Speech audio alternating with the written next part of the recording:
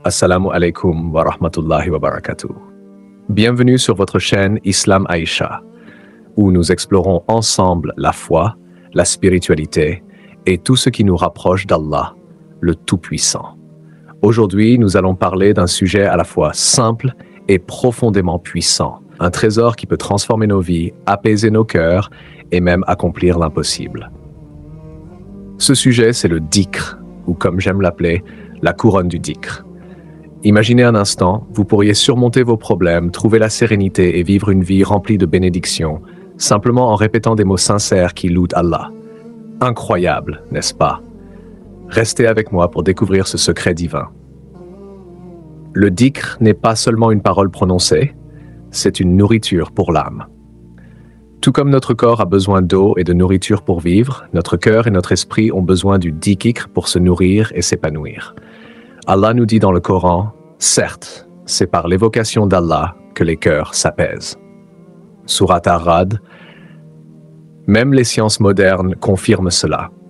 Des études ont démontré que la répétition de paroles positives ou la méditation réduit le stress et procure un profond sentiment de paix. Imaginez alors les bienfaits spirituels et émotionnels du dhikr, qui nous connectent directement à Allah, le créateur de l'univers, qui connaît nos besoins mieux que nous-mêmes. Le plus beau dans le dhikr, c'est qu'il ne nécessite aucun effort physique ou lieu particulier. Vous pouvez invoquer Allah partout, dans votre maison, à votre voiture ou même en marchant.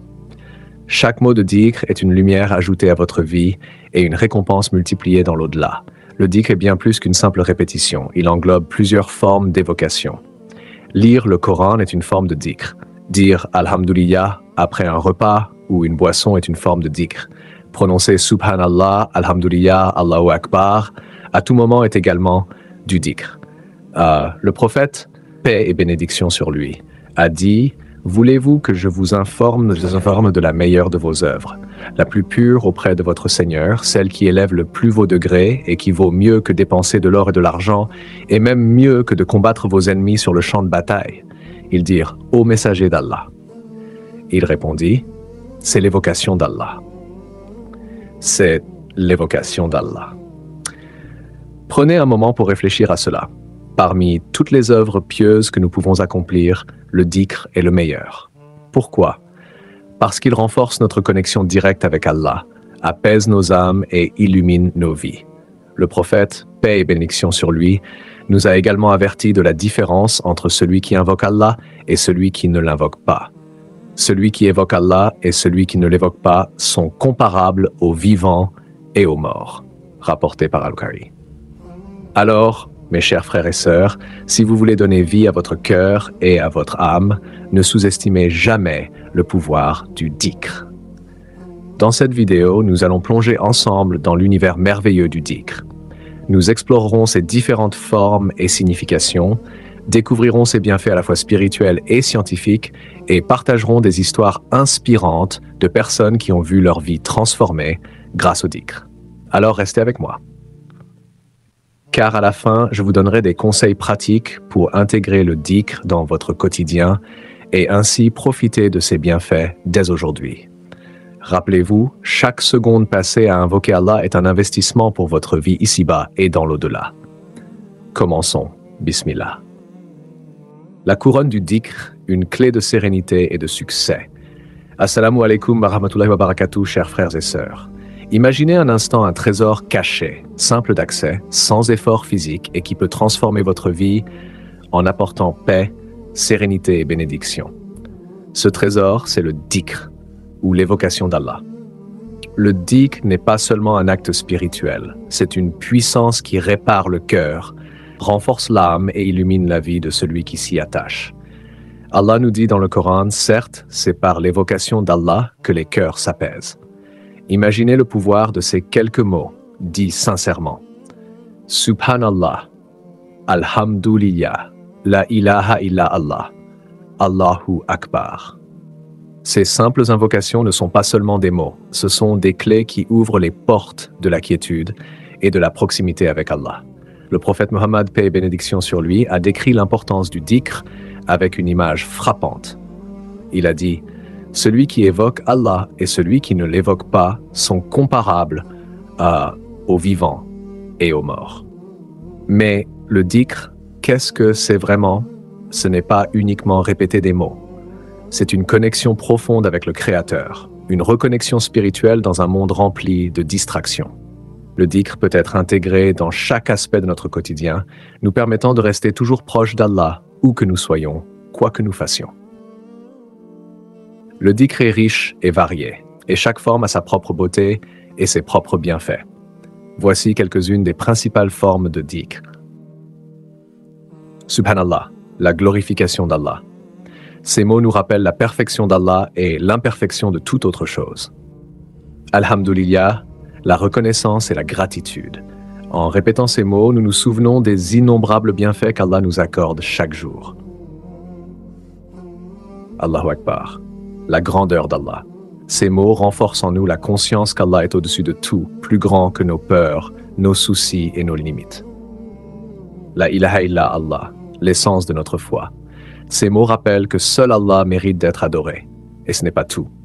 Le dhikr inclut également l'istighfar, ou demande de pardon à Allah, comme lorsque nous disons « Astaghfirullah ». Chaque fois que nous demandons pardon sincèrement, nos péchés sont effacés. Le Coran est lui-même une forme suprême de dhikr. En récitant ces versets, nous méditons sur les paroles divines, nourrissant notre esprit et guidant nos actions. Enfin, n'oublions pas les invocations du matin et du soir, ces perles de sagesse enseignées par le prophète. Paix et bénédiction sur lui, qui protège notre journée et nous rappelle qu'Allah est toujours avec nous. Le prophète, paix et bénédiction sur lui, a dit « Voulez-vous que je vous informe de la meilleure de vos œuvres, la plus pure auprès de votre Seigneur, celle qui élève le plus vos degrés et qui vaut mieux que dépenser de l'or et de l'argent, et même mieux que de combattre vos ennemis sur le champ de bataille. » Les compagnons répondirent « Oui, ô messager d'Allah. » Il dit « C'est l'évocation d'Allah. » Rapport Tirmidhi. Mes chers frères et sœurs, le dhikr est un véritable trésor que nous devons intégrer dans notre vie quotidienne. Ce n'est pas une obligation pesante, mais un acte d'amour, un acte de connexion avec celui qui nous a créés. Prenez un instant maintenant là où vous êtes et dites « Subhanallah, Alhamdulillah, Allahu Akbar ». Ressentez-vous cette sérénité, cette lumière qui entre dans votre cœur? Nous allons découvrir ensemble dans la suite de cette vidéo comment le dhikr peut changer votre vie, avec des exemples pratiques, des histoires inspirantes et des conseils pour le pratiquer avec constance. Restez avec moi et commençons cette belle aventure spirituelle. Le dhikr et ses effets merveilleux sur notre vie quotidienne. Maintenant que nous avons vu ce qu'est le dhikr et ses formes variées, parlons de ses effets puissants dans notre vie quotidienne. Pourquoi est-ce que le dhikr est si important? Qu'est-ce qui le rend si spécial et si puissant pour le croyant? Tout d'abord, rappelons-nous que le dhikr n'est pas une simple activité religieuse. C'est un véritable remède spirituel et émotionnel. Le prophète Muhammad, paix et bénédiction sur lui, a dit « Il y a dans le dhikr une lumière qui éclaire le cœur et le corps. » Chaque fois que nous prononçons un mot de dhikr, nous laissons cette lumière pénétrer notre cœur. 1. Le dhikr apaise le cœur et l'esprit. Les défis de la vie moderne peuvent souvent créer du stress et de l'anxiété, mais le dhikr nous offre une véritable évasion de ce tumulte. Le prophète, paix et bénédiction sur lui, nous enseigne, les cœurs se trouvent dans une agitation constante jusqu'à ce qu'ils rencontrent le dhikr d'Allah. Le dhikr a un effet apaisant immédiat. Si vous vous sentez perdu, confus ou accablé par vos soucis, prenez un moment pour prononcer quelques mots de dhikr. Vous serez étonné par la paix intérieure que cela vous apportera. 2. Le dhikr éloigne le chagrin et les préoccupations. Il est naturel de se sentir triste ou inquiet à certaines étapes de la vie, mais le dhikr est un moyen de transformer ces sentiments en source de bénédiction. Le prophète, paix et bénédiction sur lui, a montré à ses compagnons comment surmonter les moments difficiles en invoquant Allah. Un exemple célèbre est celui de la célèbre invocation de la détresse faite par le prophète Yunus, paix sur lui. « Il n'y a de divinité en dehors de toi. Gloire à toi. En vérité, j'ai été parmi les injustes. » Sourate Al-Anbiya. Cette invocation, bien que courte, est extrêmement puissante. Elle montre comment le dhikr peut apporter une solution divine, même dans les moments de crise. 3. Le dhikr augmente nos bénédictions. Les bénédictions sont un don d'Allah, mais nous devons les chercher activement. Le dhikr est un moyen direct d'attirer la bénédiction d'Allah dans notre vie. Le prophète, paix et bénédiction sur lui, a dit « Quiconque prononce ces mots le matin, les verra réalisés durant sa journée. Subhanallah wa bihamdi. Glorifié soit Allah et loué soit-il. » Le dhikr attire les bénédictions et la protection d'Allah. Les mots de dhikr ne sont pas seulement des paroles, mais des portes vers des bienfaits spirituels et matériels que nous ne voyons pas toujours immédiatement. Le dhikr et ses bienfaits scientifiques. Vous vous demandez peut-être, est-ce que la science peut confirmer les bienfaits du dhikr? Eh bien, la réponse est oui. Des études ont révélé que la répétition de mots ou de phrases positives, tout comme dans le dhikr, peut avoir un effet profond sur notre bien-être mental et émotionnel. La recherche en psychologie et en neurosciences a démontré que la répétition d'affirmations positives ou la méditation répétée a un impact direct sur notre cerveau. Par exemple, la pratique régulière du dhikr aide à réduire le stress et l'anxiété en augmentant les niveaux de dopamine et de sérotonine, les hormones du bonheur. Ces études modernes corroborent ce que le prophète Muhammad, paix et bénédiction sur lui, a décrit comme le remède à la douleur spirituelle.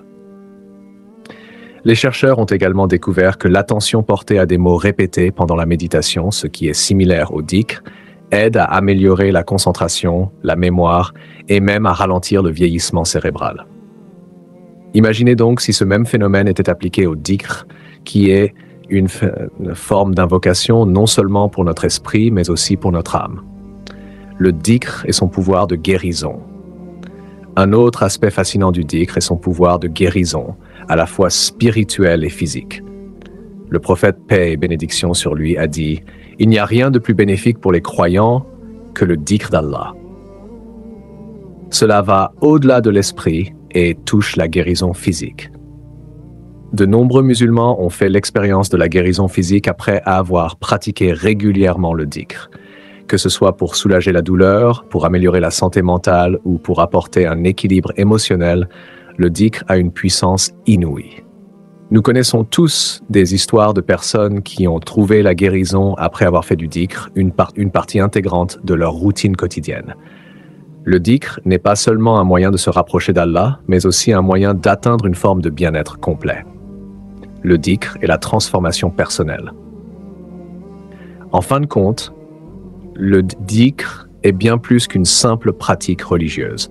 C'est une clé de transformation personnelle. Quand nous pratiquons le dhikr, nous ne nous contentons pas de répéter des mots. Nous créons un changement en nous-mêmes. Le prophète, paix et bénédiction sur lui, nous a montré qu'un cœur qui se souvient constamment d'Allah est un cœur purifié de la rancœur, de l'arrogance et des désirs mondains. Un cœur qui se rappelle d'Allah est un cœur plein de lumière. Ainsi, chaque fois que vous faites du dhikr, vous ne vous contentez pas de parler à Allah, vous parlez aussi à votre propre cœur. Vous lui rappelez son but ultime, sa raison d'être. Vous l'aidez à se recentrer, à se rééquilibrer et à trouver le véritable bonheur. Conclusion et invitation à l'action. Alors, chers frères et sœurs, après tout ce que nous avons exploré aujourd'hui, il ne vous reste plus qu'à prendre action. Commencez dès maintenant à faire du dhikr une partie de votre quotidien. Peut-être commencer par quelques minutes chaque jour et augmenter progressivement. Ne sous-estimez jamais le pouvoir du dhikr.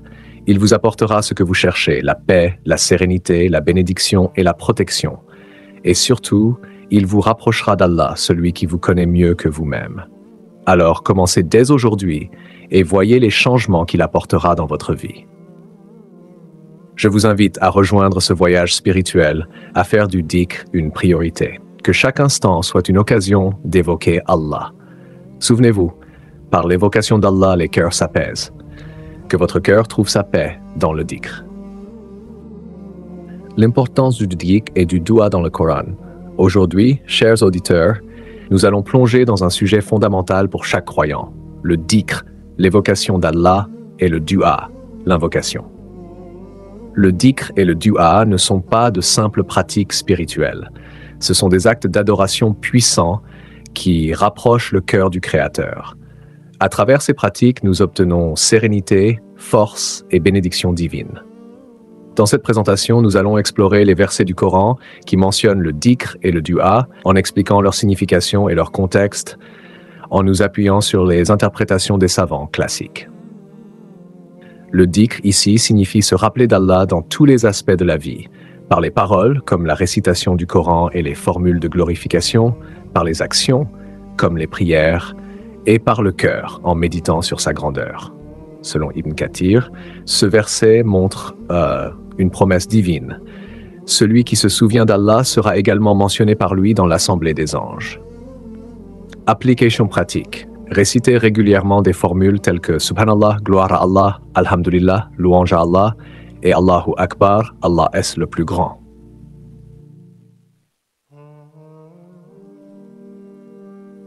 Référence Tafsir Ibn Kathir, volume 1, page 1224.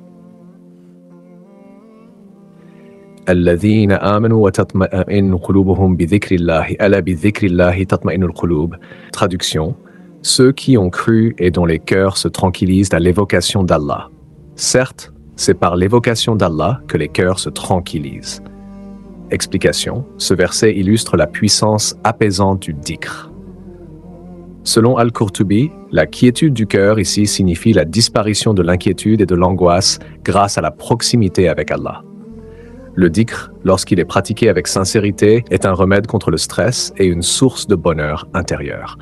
À application pratique, dans les moments de stress ou d'incertitude, répétez calmement des invocations comme « La hawla wa la quwwata illa billah » « Il n'y a de force ni de puissance qu'en Allah ».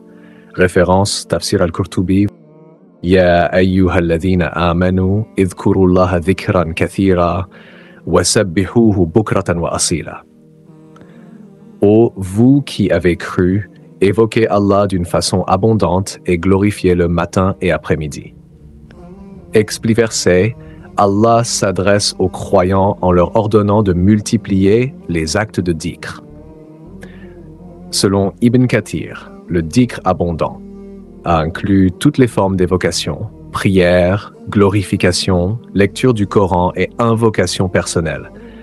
L'expression Bukra wa Asila, matin et après-midi, montre l'importance de commencer et finir sa journée dans le souvenir d'Allah. Ce dhikr maintient une connexion constante avec le Créateur et protège l'âme des distractions mondaines. Fixez des moments précis dans votre journée pour réciter des invocations telles que Subhanallah wa bihamdihi, gloire à Allah et à sa louange, ou les adhkars du matin et du soir. Référence Tafsir Ibn Kathir, volume 6, page 308. فنادى في الظلمات أن لا إله إلا أنت سبحانك إني كنت من الظالمين. Et Jonas cria dans les ténèbres, « Il n'y a de divinité que toi, gloire à toi, j'ai été parmi les injustes. » Explication relate l'invocation de Yunus, lorsqu'il était dans le ventre de la baleine, dans les ténèbres de la nuit et de l'océan. Selon Al-Tabari, cette invocation est un modèle parfait de dhikr. Elle combine tawhid, unicité d'Allah, tasbih, glorification, et tauba, repentance. Le prophète Mohammed, paix et bénédiction sur lui, a dit « Celui qui invoque avec cette formule sera secouru, quel que soit son besoin. » Application pratique. Apprenez cette invocation par cœur et répétez-la dans vos moments de difficulté ou d'angoisse. Référence Tafsir Al-Tabari, volume 17, page 5. Surat Al-Imran. الذين يذكرون الله قياما وقعودا وعلى جنوبهم ويتفكرون في خلق السماوات والأرض. Traduction. Ceux qui évoquent Allah debout, assis et couchés sur leur côté et méditent sur la création des cieux et de la terre. Explication. Ce verset décrit les croyants véritables qui se rappellent constamment Allah, quelle que soit leur posture. Selon Al-Qurtubi, cette continuité dans le dhikr reflète un état de soumission totale et une reconnaissance de la grandeur d'Allah. Le tafakkur, méditation mentionné ici, est aussi une forme de dhikr, car il pousse l'individu à reconnaître la puissance du Créateur à travers ses œuvres. Application pratique. Prenez des moments pour observer et méditer sur la nature, tout en récitant des louanges comme Allahu Akbar et Subhan. Référence. Tafsir al-Qurtubi, volume 4, page 32. 6. Surat Ghafir. Surah al-Ghafir. De votre Seigneur a dit, invoquez, répondrez. Explication est une promesse. Ce verset est une promesse d'Allah. Tout croyant qui le prie avec sincérité recevra une réponse. Selon Ibn Kathir, l'invocation, dua, est une preuve de la dépendance totale du serviteur envers son Seigneur. C'est un acte d'humilité et de foi profonde. Application pratique, faites régulièrement des duas pour vos besoins personnels, pour les autres et pour obtenir la satisfaction d'Allah. Référence Tafsir Ibn Kathir, volume 7, page 111. Conclusion. Le dhikr et le dua sont les clés de la sérénité et de la proximité avec Allah. Ils renforcent la foi, purifient l'âme et ouvrent les portes de la miséricorde divine. En appliquant ces enseignements dans notre vie quotidienne, nous pouvons transformer nos moments ordinaires en actes d'adoration. Si vous souhaitez d'autres exemples ou une analyse plus approfondie, je suis prêt à poursuivre. وَالذَّاكِرِينَ اللَّهَ كَثِيرًا وَالذَّاكِرَاتِ أَعَدَّ اللَّهُ لَهُمْ مَغْفِرَةً وَأَجْرًا عَظِيمًا. Et les hommes et les femmes qui évoquent Allah fréquemment, Allah leur a préparé un pardon et une énorme récompense. Explication, ce verset met en avant l'importance du dhikr pour les hommes et les femmes croyants. Selon Ibn Kathir, le terme kathiran, fréquemment, souligne l'idée d'une évocation constante d'Allah dans toutes les situations de la vie. Cela inclut les formules de glorification, les prières et même le fait de réfléchir sur la création d'Allah. Application pratique. Récitez régulièrement des dhikrs simples comme « Astaghfirullah », je demande pardon à Allah, et « La ilaha illa Allah », il n'y a de divinité qu'Allah, tout en ayant l'intention d'obtenir le pardon d'Allah et sa récompense. Référence Tafsir Ibn Kathir, volume 6, page 416. Surat Al-Isra. Tusabbihu lahu as-samawatu as-sab'u wal-ardu wa man fihin. وَإِن مِّن شَيْءٍ إِلَّا يُسَبِّحُ بِحَمْدِهِ وَلَكِنْ لَا تَفْقَهُونَ تَسْبِيحَهُمْ. Les 7 cieux, la terre, et tout ce qui s'y trouve célèbrent sa gloire. Et il n'y a rien qui ne célèbre ses louanges, mais vous ne comprenez pas leur glorification. Explication. Ce verset montre que tout dans l'univers glorifie Allah, même si nous, en tant qu'êtres humains, sommes incapables de percevoir ou de comprendre cette glorification. Selon Al-Qurtubi, cela rappelle aux croyants que le dhikr est une connexion naturelle avec Allah, une action que même les êtres inanimés accomplissent. Application pratique. Prenez un moment chaque jour pour contempler la nature et glorifier Allah en récitant Subhanallah wa bihamdihi. Cela renforce la conscience de sa grandeur. Référence Tafsir Al-Qurtubi, volume 10, page 94. Balshomri, Surat Maryaf. Surat Maryam, sa inna alladhina amanu wa amilu as-salihat sayaj'alu lahum ar-rahmanu wudda. Traduction, ceux qui croient et accomplissent les bonnes œuvres, le tout miséricordieux leur accordera de l'affection. Explication. Bien que ce verset ne mentionne pas directement le dhikr, les savants comme Ibn Kathir ont souligné que l'un des plus grands actes de bonnes œuvres mentionnés ici est l'évocation constante d'Allah. Cette évocation conduit à l'amour d'Allah, qui à son tour fait que les croyants sont aimés par les autres. Application pratique. Engagez-vous dans des dhikrs sincères comme Ya Rahman, Ya Rahim, au tout miséricordieux, au très miséricordieux, pour renforcer votre lien avec Allah et gagner son affection. Référence Tafsir Ibn Kathir, volume 5, page 200 al-Has. Surat Al-Hashr. Huwa Allahu al-Khaliq al-Bari al-Musawwir. Lahu al-Asma'u al-Husna. Yusabbihu lahu ma fi as-samawati wal-ardi wa huwa al-Aziz al-Hakim. Traduction. C'est lui, Allah, le Créateur, celui qui donne un commencement à toute chose, le Formateur. À lui appartiennent les noms les plus beaux, tout ce qui est dans les cieux et la terre le glorifie, et il est le Tout-Puissant, le Sage. Explication. Ce verset clôt la sourate Al-Hashr en mettant en lumière certains des noms et attributs d'Allah. Selon Ibn Kathir, la répétition du dhikr des noms d'Allah, Asma al-Husna, est une manière puissante de l'adorer. Ces noms nous permettent de mieux le comprendre et de ressentir sa grandeur. Application pratique. Récitez les noms d'Allah en méditant sur leur signification et en demandant ses bénédictions à travers eux. Par exemple, dites « Ya Khalik Agfirli, ô Créateur, pardonne-moi ». Référence Tafsir Ibn Kathir, volume 8, page 56. 11. Sourate Sad. وَإِذْكُرْ عَبْدَنَا أَيُّوبَ إِذْ نَادَى رَبَّهُ. Traduction. Et rappelle-toi de notre serviteur Job quand il invoqua son Seigneur. Explication. L'histoire du prophète Ayoub est un exemple d'endurance et de patience. Selon Al-Tabari, son invocation à Allah est un modèle pour les croyants dans leurs moments de difficulté. L'acte de se tourner vers Allah avec persévérance, même dans les moments les plus sombres, est une forme puissante de dhikr.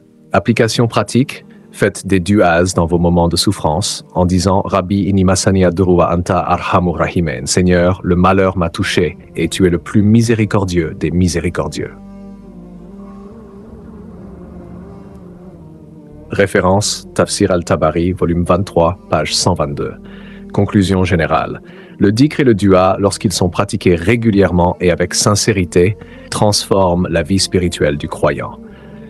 En suivant les enseignements des versets mentionnés et en s'appuyant sur les sages interprétations des érudits, nous pouvons non seulement nous rapprocher d'Allah, mais aussi apporter une paix durable à notre âme.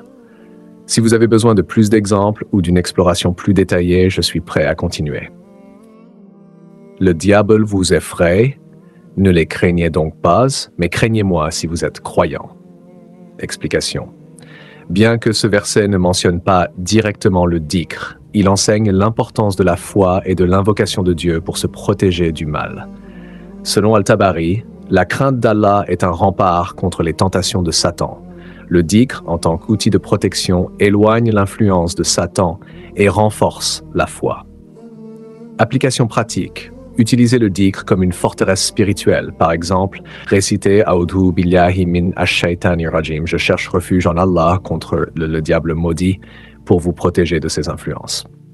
Référence Tafsir al-Tabari, volume 24, page 112. 13. Sourate At-Tawbah 3. خذ من أموالهم صدقة تطهرهم وتزكيهم بها وصل عليهم إن صلاتك سكن لهم والله سميع عليم. Traduction. Prends de leurs biens une aumône par laquelle tu les purifies et les bénis, et prie pour eux. Ta prière est une source de tranquillité pour eux. Et Allah est audient, omniscient. Ce verset met en lumière l'importance de la prière et du dhikr en tant qu'acte purificateur. Selon Ibn Kathir, la salat et les invocations pour les autres apportent une paix intérieure et un soutien spirituel. L'acte de prier et d'évoquer Allah pour les autres aide à purifier le cœur et à renforcer le lien spirituel. Application pratique. Priez pour vos proches et demandez à Allah de purifier leur cœur et de leur accorder la tranquillité en vous rappelant que vos invocations pour les autres sont une source de bénédiction pour vous-même. Référence Tafsir Ibn Kathir, volume 9, page 87. À utiliser la terre comme un moyen de glorifier Allah.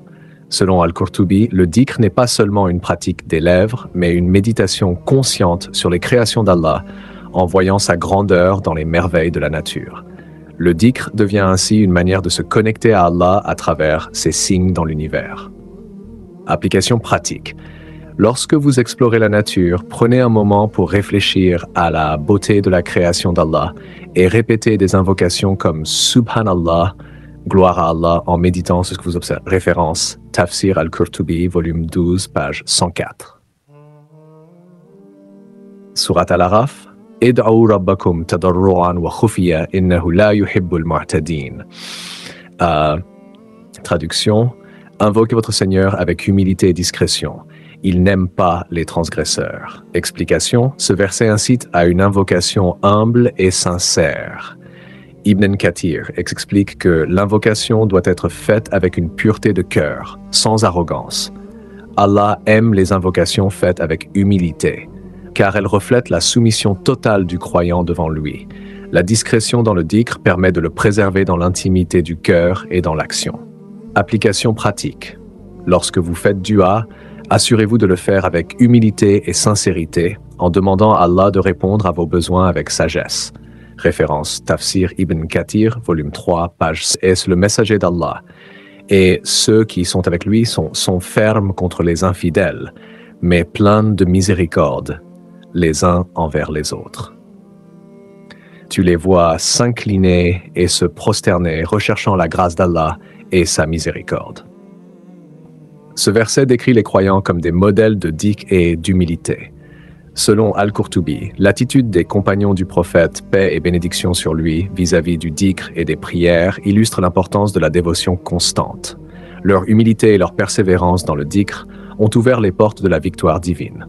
Application pratique, suivez l'exemple des compagnons en étant assidus dans vos prières et votre dhikr, en recherchant la miséricorde et la grâce d'Allah, référence Tafsir Al-Qurtubi, volume 14. Qul a'udhu bi rabbin nas, malikin nas, ilahin nas.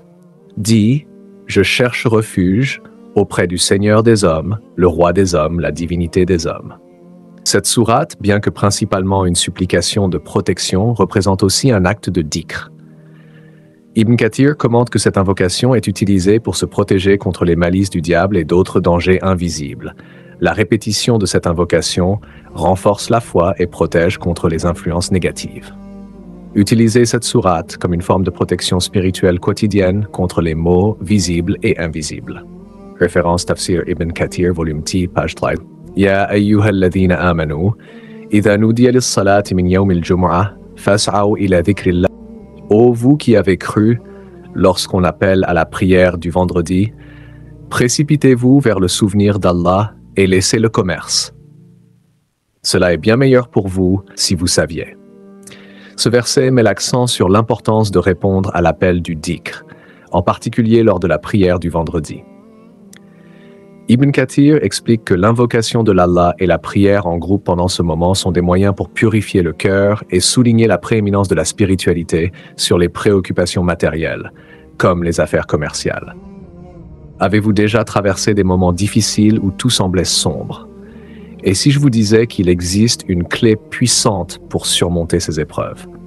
Aujourd'hui, découvrons ensemble le pouvoir du dua, l'invocation dans la tradition islamique. Bienvenue sur Islam Aïcha. Dans cette vidéo, nous allons voir comment le dua peut nous aider à repousser les épreuves et attirer la miséricorde divine en nous basant sur les enseignements du Coran et de la Sunna. Le dua est une forme d'adoration essentielle en islam. Allah dit dans le Coran, « Et votre Seigneur dit, invoquez-moi, je vous répondrai. » Cette promesse divine nous rappelle que l'invocation est un moyen direct de communication avec notre Créateur. Le prophète Muhammad, paix et bénédiction sur lui, a également dit « Rien ne repousse le décret divin si ce n'est l'invocation ». Cela signifie que, bien que tout soit prédestiné, une invocation sincère peut modifier le cours des événements en notre faveur. Prenons l'exemple du prophète Ayoub. Il a enduré de grandes souffrances, perdu sa santé, ses biens et même ses proches. Mais il n'a jamais cessé d'invoquer Allah avec patience et humilité. En réponse à ses supplications, Allah lui a rendu la santé et multiplié ses bienfaits. Le dua est aussi une protection contre les malheurs à venir. Comme l'a dit Ibn al-Qayyim, l'invocation est l'ennemi du malheur. Elle le repousse, le guérit, le prévient ou l'atténue s'il survient. Pour que nos invocations soient exaucées, certaines conditions doivent être remplies. Il faut invoquer Allah avec sincérité, confiance et persévérance. Il est aussi essentiel d'éviter les interdits, car le prophète a dit « Assurez-vous que votre nourriture est pure et vos invocations seront exaucées ». Le prophète nous a enseigné plusieurs invocations pour demander la protection et le soulagement des épreuves. Parmi elles, « Ô Allah, je cherche refuge auprès de toi contre la difficulté des épreuves, la chute dans le malheur, le mauvais destin et la joie malveillante des ennemis. » Et aussi, « Ô Allah, je cherche refuge auprès de toi contre la disparition de tes bénédictions, la transformation de ta protection, la soudaineté de ta punition et tout ce qui te déplaît. Ces paroles nous rappellent que nous avons toujours la possibilité de demander l'aide divine, quelles que soient les circonstances. Alors, avez-vous déjà ressenti l'effet du dua dans votre vie? Partagez votre expérience dans les commentaires. Si cette vidéo vous a été utile, n'oubliez pas de vous abonner à la chaîne Islam Aïcha pour plus de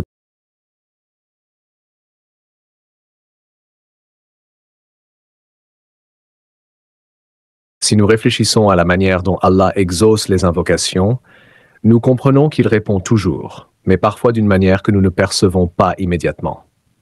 Le prophète Muhammad, paix et bénédiction sur lui, nous a expliqué que lorsqu'un musulman invoque Allah sincèrement, il reçoit l'une des trois réponses suivantes. Soit Allah lui accorde immédiatement ce qu'il demande, soit il lui réserve un bien meilleur pour plus tard, soit il détourne de lui un mal équivalent à sa demande.